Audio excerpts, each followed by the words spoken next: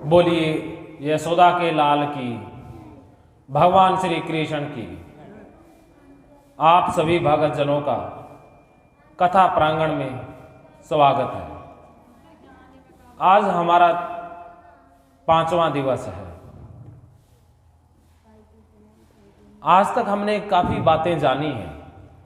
हमने जाना ज्ञान योग, हमने कर्म योग भी जाना और भक्ति योग भी जाना। ये योग हमारे जीवन में किस प्रकार परिवर्तन ला सकते हैं और कैसे इन योगों को अपने जीवन में ढालें, यही हम भगवत गीता के श्लोकों से जान रहे हैं। और साथ ही साथ कुछ कहानियाँ, कुछ उदाहरण भी इसी संबंध में हम ले रहे हैं। छठे अध्याय को जानने से पहले दो बातें ज्ञान, कर्म और भक्ति योग से संबंधित।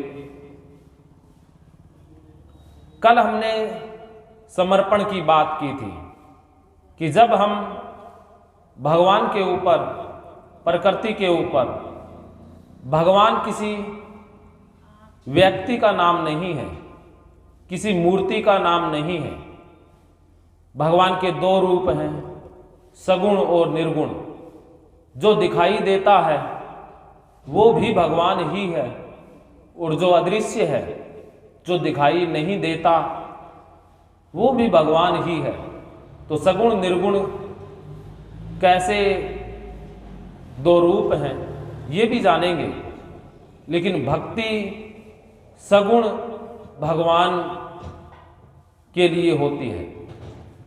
भक्त को भगवान दिखाई देने लग जाता है। ऐसा नहीं है कि कोई मूर्ति में उसे दिखाई देता है।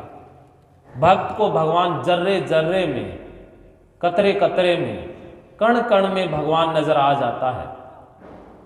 सभी इंसानों में भगवान उसे दिखाई दे जाता है। पशु पक्षी, पेड़ पौधे, वनस्पति, हर वस्तु में भक्त को भगवान ही नजर आता है।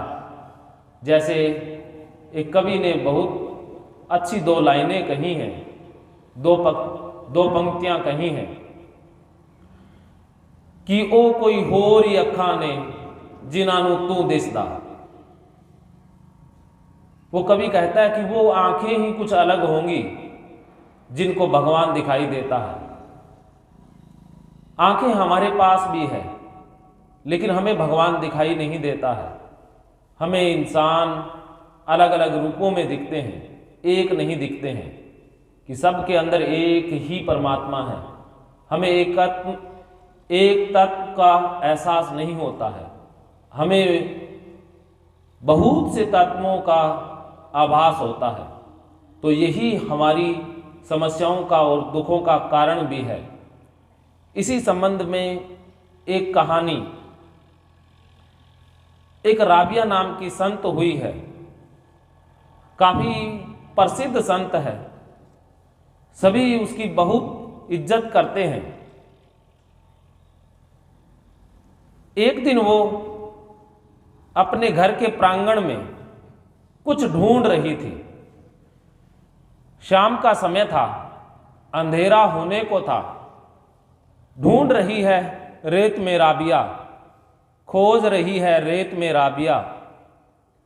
तभी एक गांव का सज्जन राबिया के पास आता है और कहता है, राबिया तुम ये रेत में क्या ढूंढ रही हो? तब राबिया कहती है कि मैं सुई ढूंढ रही हूं, मेरी सुई गुम हो गई है। वो सज्जन भी सोचता है कि अंधेरा होने को है, राबिया बूढ़ी भी है, अकेली नहीं ढूंढ पाएगी, क्यों न मैं भी मदद करूं। तो वो भी सुई ढूंढने में राबिया की मदद करता है। दोनों मिलकर सुई ढूंढने लग जाते हैं।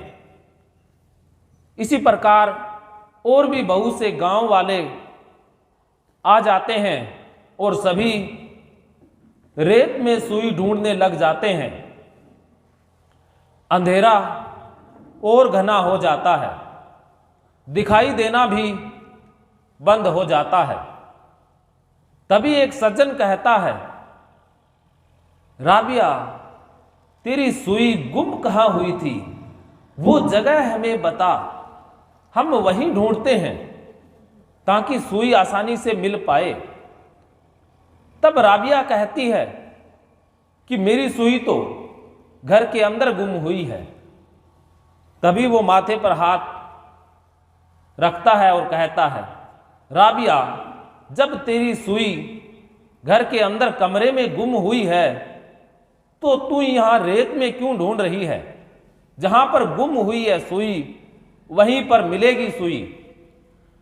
तब राबिया कहती है कि घर के अंदर अंधेरा है, मैंने सोचा यहां प्रकाश में तलाश कर लूं। तब वो सज्जन कहता कि इसका प्रकाश और अंधेरे से क्या मतलब है? सुई जहां गुम हुई है वहीं मिलेगी, अंधेरे में गुम हुई है तो अंधेरे में मिलेगी, वहां प्रकाश करो। तब राबिया एक बहुत अच्छी बात कहती है कि तुम भी भगवान को ढूंढ रहे हो, मूर्तियों में अलग अलग स्थानों पर ढूंढ रहे हो, क्या तुम्हारा खुदा वहां गुम हुआ था? तभी सभी समझ जाते हैं कि हमने भगवान को कभी खोया ही नहीं है। भगवान हमेशा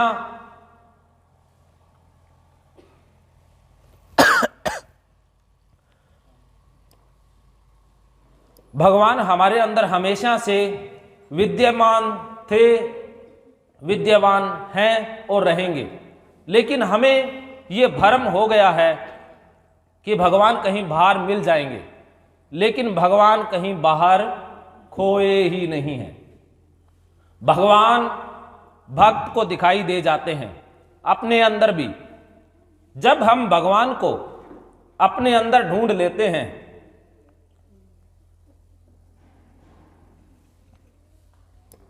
चिराग पानी मिलेगा। जब हम भगवान को अपने अंदर प्राप्त कर लेते हैं तो भगवान हमें हर जगह दिखाई दे जाता है।